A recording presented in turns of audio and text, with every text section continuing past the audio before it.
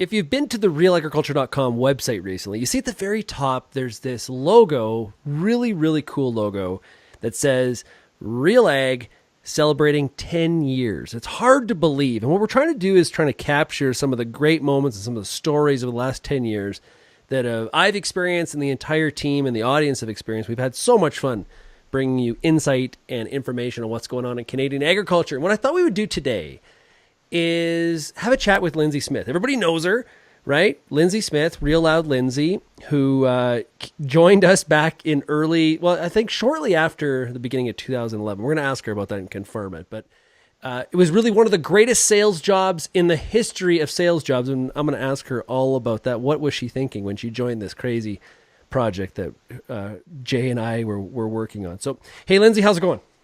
Well, it's going very well. And I'm already going to correct you. Really? What did I say wrong? Well, I mean, we're close. So I technically started in 2012, but the meeting we had was 2011. And I want everyone to picture this. It was late 2011. I was the editor of Grain News, and I was heavily pregnant. Like literally. Like so overly pregnant. And we met up in Saskatoon and we went for drinks, which I, of course, did not partake, but we went. And I'm pretty sure you had scotch, which I was very jealous of. And you pitched this idea that you wanted me to leave print media and join this blog, this online thing. What the hell is this? What? Right. And I'm sitting there, about to deal with welcoming a second child and leave, print media for this newfangled internet thing. And I'm thinking, this man is very confident that this is going to work. And I thought it was a cool idea, and we had worked a little bit together before then, but honestly, I could not for the life of me think about even the idea of switching jobs until I, of course, had to have this baby first. How many months pregnant were you? Well, Elliot was born in January. So I was seriously, I was very pregnant because we met in November. Yeah. So I was 7 months. Yeah, it was large.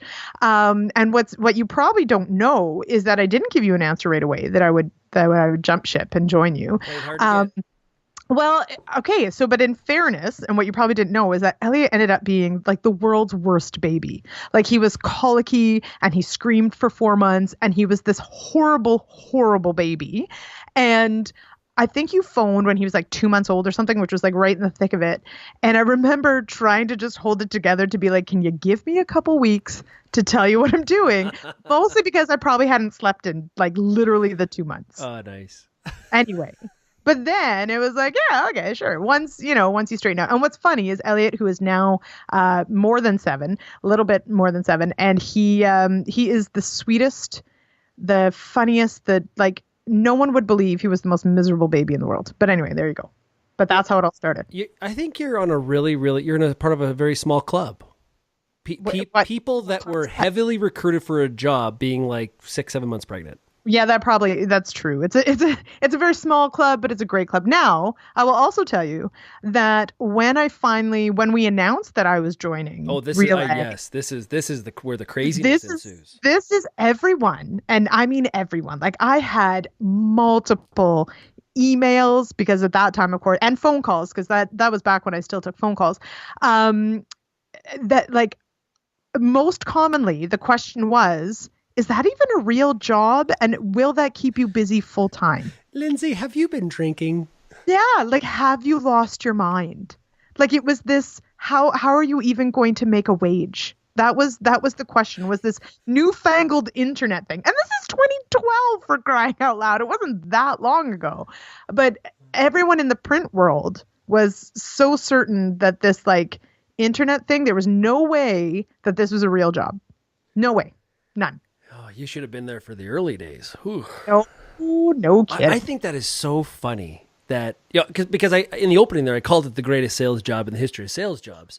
It is the fact that somehow I sold you on the fact that you should leave being the editor of one of the large print pubs that we have in Western Canada to to join this outfit, and then when you say yes, everybody isn't like, hey, congratulations. No, They're there was like, no congrats. nope. They're like, what the hell are you thinking? What are you thinking? And I was now there's people who still think I'm crazy, but for completely other reasons. But there still very much was this, and maybe still is this, it was this big unknown, and it was a big disruption in how people were accessing information, where smartphones were just starting to like really come on board, and this idea that we could play video on our phones and we get all these sorts of things. And it for me though, what I noticed almost immediately, and what actually was one of those things that I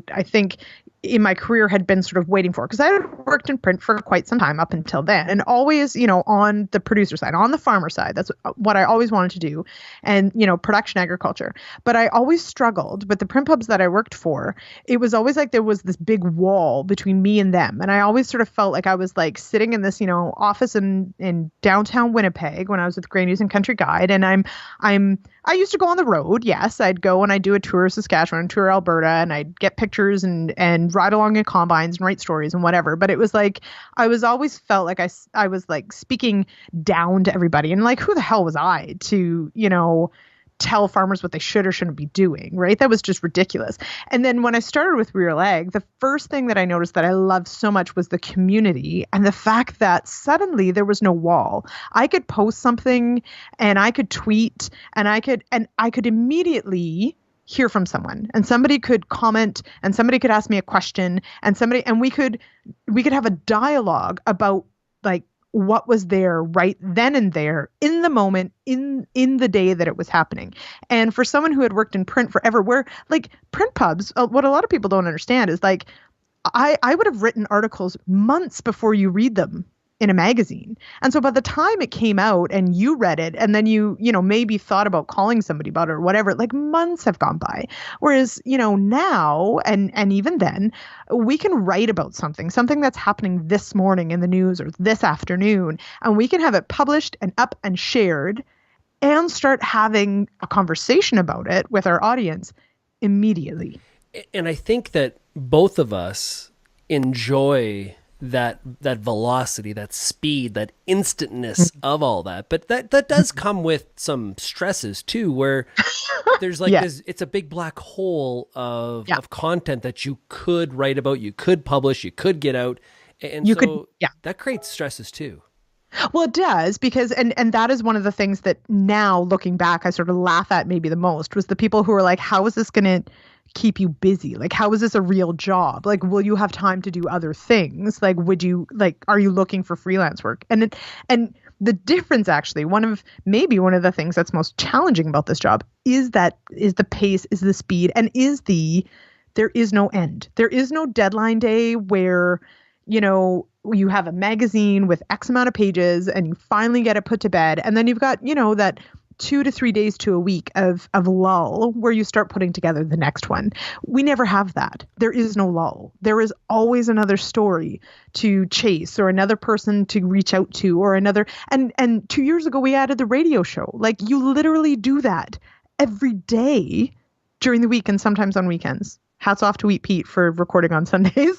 But right, like, which maybe you're a little bit crazy for having added that, but I will tell you, it's probably one of my favorite things now that we do this radio show. So how did you find the move from where you were just writing? Like, so you talk to people, you'd interview them, and you get it all assembled into words, and you're great. You're a fabulous writer, but how did you deal with and make that change to where there was video and there was audio? How did you find that? Well, I still don't, and I don't know which one I like less, video or audio, in that I don't really love listening to myself talk, which anyone who knows me is going to roll their eyes or spit their beverage. But anyway, I don't really like the sound of my own voice. So that's sometimes tough. I also am a hand talker, so I see myself on video sometimes and I cringe. But at the same time, probably one of my favorite things about this role has been learning something entirely new, and going from print to then having to, stand in a field and be able to show instead of just say was definitely a challenge. And having to stand in front of a camera was a challenge. I'm also not terribly tall, so I often feel like I should pack a stool so that I don't look so silly standing next to people. But anyway, but at the same time, I can't get bored.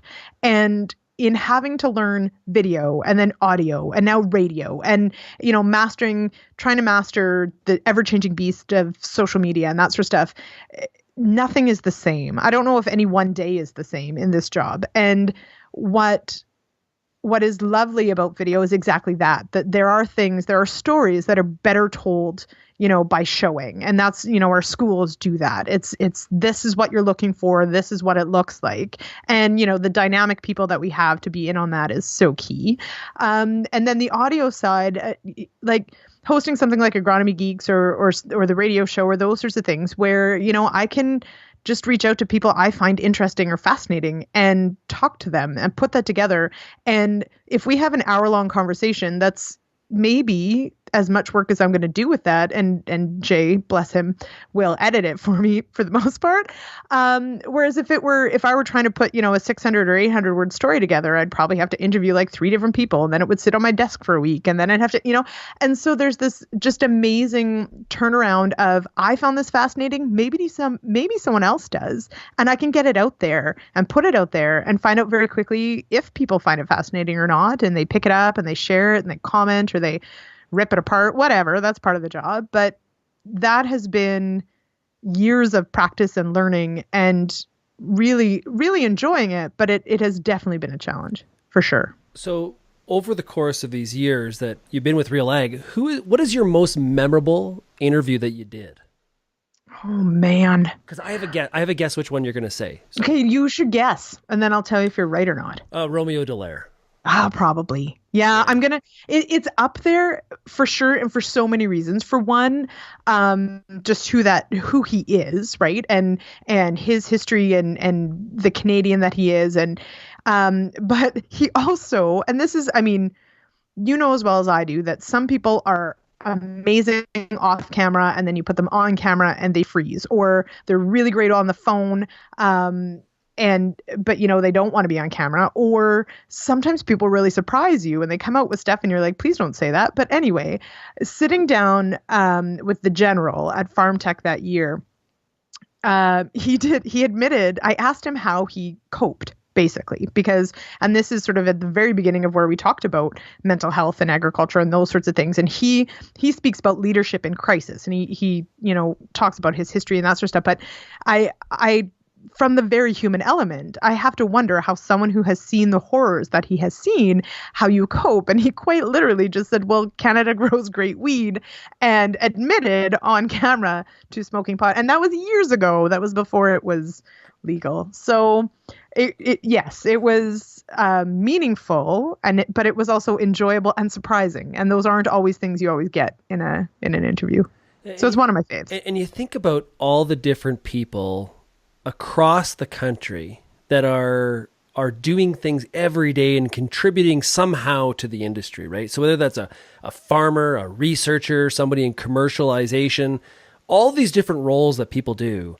And really the cool thing that we get to see is that we get to see that and talk to these people and help them share their stories across the entire country. I think that's the most rewarding part about all of it. It is. And although you and I share this frustration, we talk about it a lot, that sometimes some of those, unsung heroes or lesser known aspects of this industry, we have some really great conversations and we talk to some really neat people. And sometimes it's frustrating and this is one of the challenges of online, is that we know how many people read stories, right? Like, we don't know who you are, but we get numbers to say that, this video was viewed this many times or this article is read this many times. And some of the really important stuff that we do sometimes doesn't really get picked up.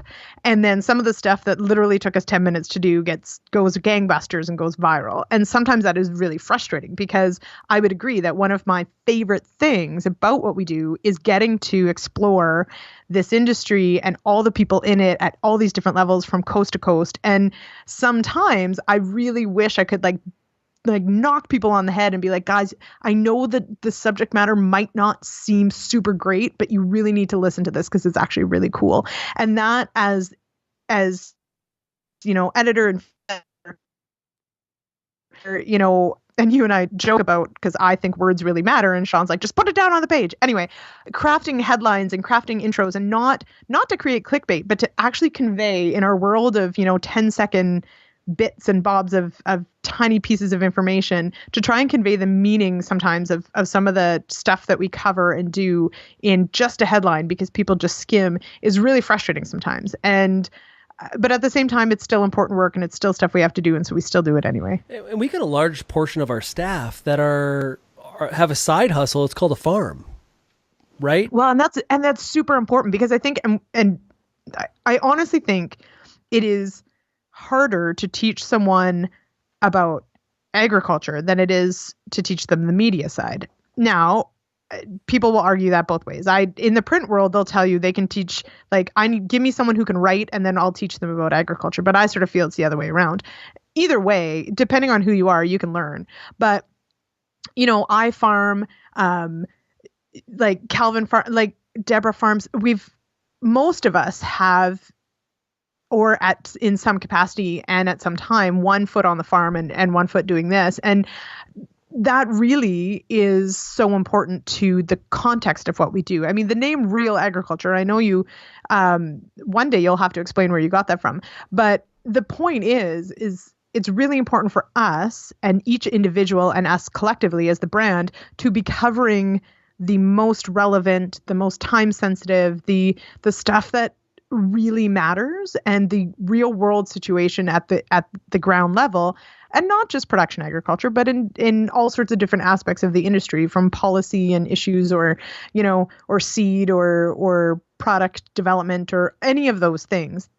That it really does matter. And that is a big part of, the team we try and put together, is to make sure that we're firmly rooted in reality, right? Of what it means to actually make a go of it farming. It's identifying the issues and the things that are potentially going to impact farmers across the country, no matter what segment you're in, right? And I think that's the critical part of this whole job, is trying to identify those things and then trying to provide some insight on them. And I think if you look at mainstream media, it's kind of come to how we do things, where there has been this blurring of the lines between opinion and news, and it can be really difficult with all the punditry that goes on. It can be really difficult to figure out, okay, what is this? But we were kind of that always from the beginning. And part of that is based on sort of my personality, but everybody we've added is kind of filled into that in their own kind of special way. Mm-hmm.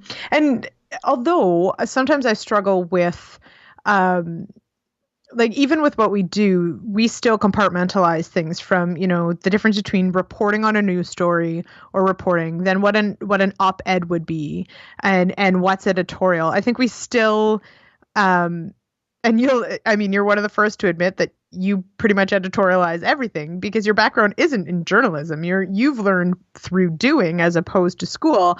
And it's one of those things that you often find yourself having to sort of pull back on. Is like, okay, wait, am I reporting this, or is this editorial?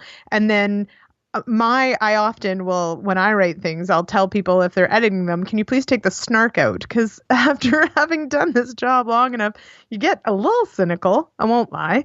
And when you're trying to do pure reporting, you got to take that editorial side out, right? And we try and keep it fun. We try and keep our personalities in there, but we also, I think all of us fully respect that, people wake up in the morning, whether they're farmers or industry, whatever, they open their email or they open Twitter, and they want to see what we did, because they use us as an information source, and we take that very seriously. So as much as we want to be engaging and we all have personalities and want to have fun, we very much do respect, that there is a difference between editorial and news and reporting, and that we take our job very seriously to select the stories that we focus on that are going to matter most. And sometimes we get it right, and I don't know, maybe sometimes we don't, but that's also part of it. Well, the one thing's for sure, everybody can tell now how much wisdom you have and how you've shown how much older you are than me and how much wisdom you have passed on to me. 14 whole days, guys. 14 days. So that means you have to listen to me, though. That's what's really important. 2 weeks worth. 2 weeks of listening. Something like that. Yeah, exactly. I don't know. It is, I will say that, and I remember, I don't know, I think it was like one of the first times I presented to like a university class on what I did in ag media. Because when I went to university, it didn't even occur to me that this was a job, right? And I mean, I read magazines and I read Grain News, for crying out loud. I never thought about the idea that you would like, that's someone's job, but that's one of the surprising things. But one of the first times I remember saying that what I love about agriculture is that the longer I'm in it, the more I realize I don't know.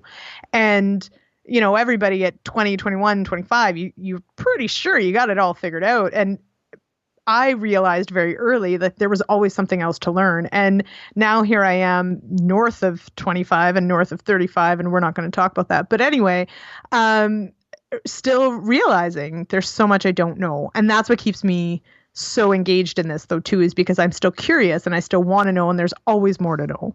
And that doesn't change. That is one of the things that I feel very lucky that I get to do this, because I want to know more and I want to learn about those things I don't know. And so that's what we do. Well, I always tell audiences in presentations that I feel very lucky that I get to see agriculture across the country. Very few people get to do that. But you, in your time at RealAg, you've actually lived in different parts of the country. Yeah, I probably, for several of my friends, I probably hold the record for like having changed my address the most times. It used to be that my phone number changed like way back in the day when that was a thing. But of course now, the last time I moved back to Ontario, I went into Rogers and I said, hey, I need a new phone number. And they're like, well, actually you save money if you keep your old one. And I was like, then I don't have to tell people I have a new number. So for the last 5 years, so I started with RealAg technically out of Saskatchewan. So I was living in Lumsden, Saskatchewan at the time. Shortly thereafter moved to Manitoba, which is where I'm from. And people will probably say that they can hear my accent when I say it. And then moved back to Ontario, which I had lived in before Saskatchewan, about, I think it's 4 or 5 years ago now, I guess. So I will say, as much as there are negative things about having done all those moves, there are overwhelmingly positive things. And much of it is that I have managed to learn about and get to experience and like really see farming in different parts of Canada up close and personal, and meet the people and ride the combines and observe what growing seasons are like and those sorts of things, like firsthand between a lot of different regions. So growing up in Manitoba, I'm pretty familiar with the Red River Valley and how things are done there. I loved my time in Saskatchewan. I was there for over 3 years and it was kind of fascinating. And now here in Ontario, I am sort of blown away sometimes by how different our worlds can be between the West and the East. And all of it is learning, really. My favorite part is when you move to Ottawa, some people are like, oh, you're going to have an Ottawa Bureau. And so you're going to have Lyndsey will be on the Hill. My God. How many times have you been on the Hill since you moved to... Well, like I go now and again, but what a lot of people don't realize... Whoa. And how many times does that involve not going to a pub for a pint?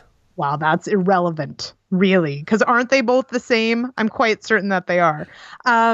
So what people don't understand, because that's just it. Ottawa is associated, it is Parliament Hill, it is the bubble, but that's just it. It is a bubble, and it is a super important bubble. Do not get me wrong. But if you are not like full on, it is a full-time job to cover the Hill, and you have to be like in the know and spend all your time there and all those sorts of things.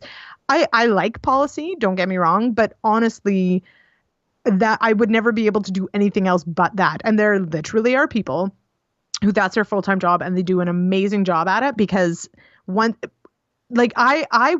first time I lived in Ottawa was years ago, and I would have to read Western papers to learn what happened like in Ottawa about Western things, because in Ottawa, what happens in the bubble stays in the bubble. So unless you're in the bubble, you literally have no idea. So I prefer to cover more than the bubble. And so, yes, I have gone. Yes, I go to some of the meetings and I go to some of the conferences and I go to, whatever. But I honestly, if you want me to work in the bubble, that's all I'd be able to do because it's all consuming. You've always said you love plants and livestock. You used to write for a magazine completely focused on manure. It is true. I would rather talk about insects and crops and nutrients and livestock and grazing and all those things and other things. And I mean, that is one thing that with this job and really we have to cover things sometimes that we have no background in or no real interest in.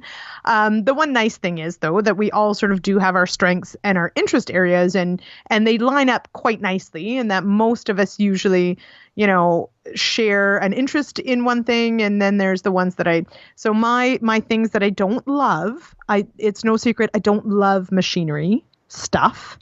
That's no secret. I just want machinery to work, sort of like technology. It just work. And if it doesn't work, that's all I need to know. And then I'm going to get very, very angry if it doesn't work. And all I know about machinery is that it depreciates, it rusts, and it breaks, and it costs a lot of money when you have to fix it.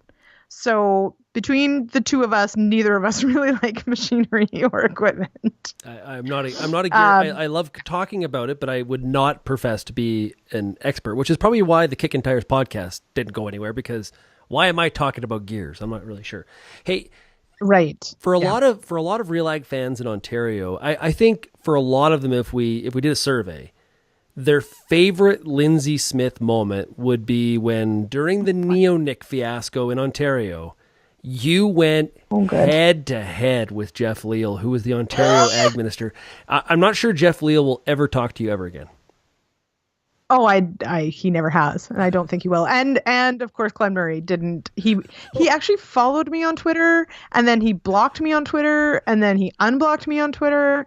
And I will say, so the neonic issue, and it's interesting now, a couple years out. And I'm not going to say it's a non-issue, because actually it is probably just as big, if not bigger, of an issue, because we are likely end of this year, beginning of next, going to end up in a situation where it is a much more widespread ban or whatever. And go to RealAgriculture.com, you can read all about it. Anyway, but it probably was, in recent memory anyway, the one sort of policy change that just I was sort of at the forefront of, and it was just I've never really been a part of like such a blatant railroading, right? Of here's what we're doing and just done. And I remember sitting in on one of the technical briefings, and if the person on the technical briefing had said integrated pest management one more time, I was probably going to reach through the phone and punch them in the face, because I was getting so frustrated. And my hat goes off to people who have to, who are in that bubble, who have to deal with policy all the time. When you know as a reporter that you probably understand more aspects of the issue than the person doing the talking, it is incredibly frustrating. And I'm not saying that from a perspective of I'm this brilliant person. It's that the neonic issue in Ontario and how that was all handled and how it all rolled out, and the people who were at the forefront, honest to goodness, couldn't have told me more than two aspects of integrated pest management if I had paid them.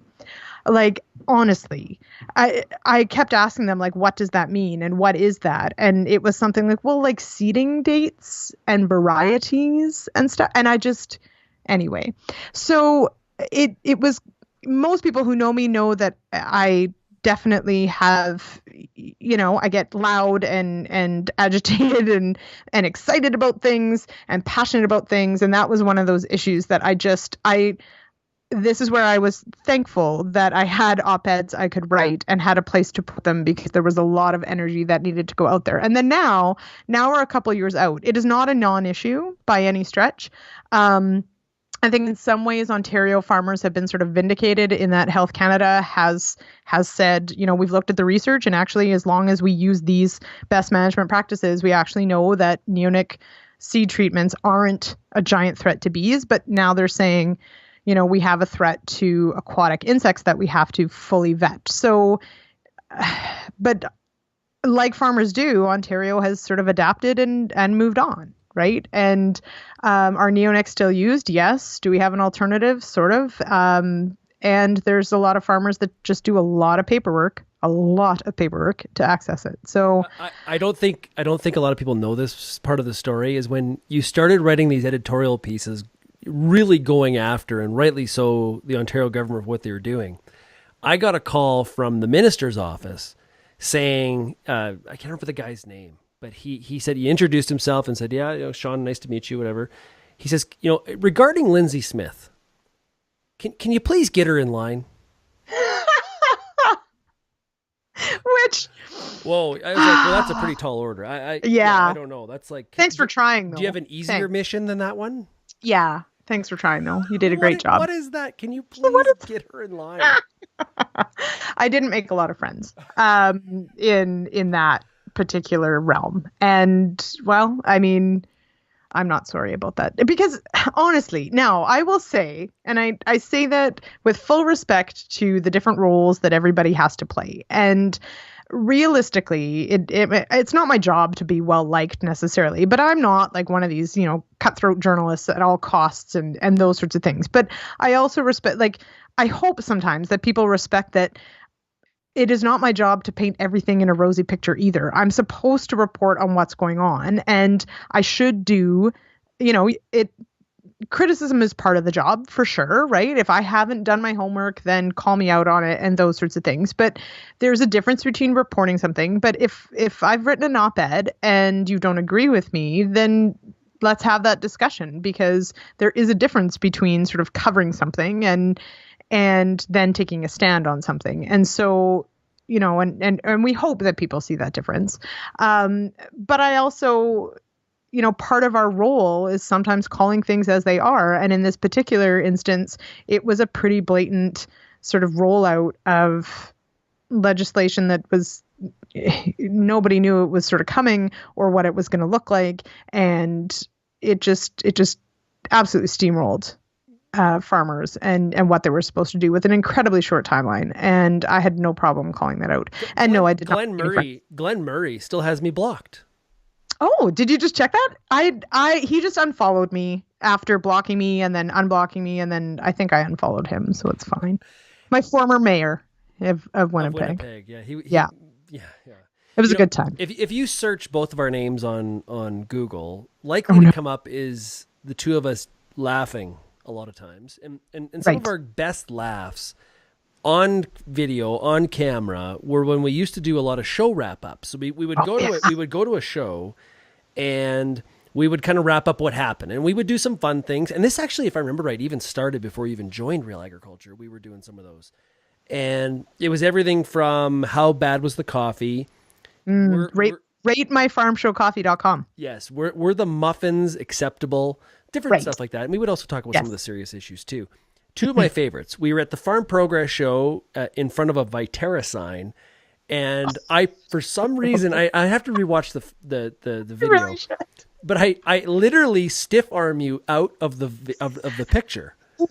You take like a run at me and literally push me out of the frame, and I had no idea you were going to do that. But like none. Why? Why did I do that? Because I was standing in front of the logo, and I don't remember why you threw me out of the way, but you had an idea, and I think we were going to talk about the funeral sandwiches anyway, but you had an idea, and then you're like, okay, I'm not going to tell you what to do, so let's just start rolling. And then you literally like pushed me out of the way. I think that's one of the same video where we had Deb there, and she was like the special correspondent, and there was a bouncy castle combine. Yes. And she was in the bouncy castle as well. Yes. She had to go through it. Yeah, that was a good one. We also, one of my favorite wrap-up, which we should do more wrap-ups. Of course, Outdoor Farm Show has always been a good one. I think we did an entire wrap-up in a soybean bin. Oh, like in a tote. In a soybean crate. That's right. Yeah, in a crate. We did an entire one in there. But also at Farm Tech one year, Rick Tayo joined us as well, and we did it on the stage, which was a lot of fun. But that was where fun fact, I work from home, right? Which is one of the things that within RealAg, most of us work from home.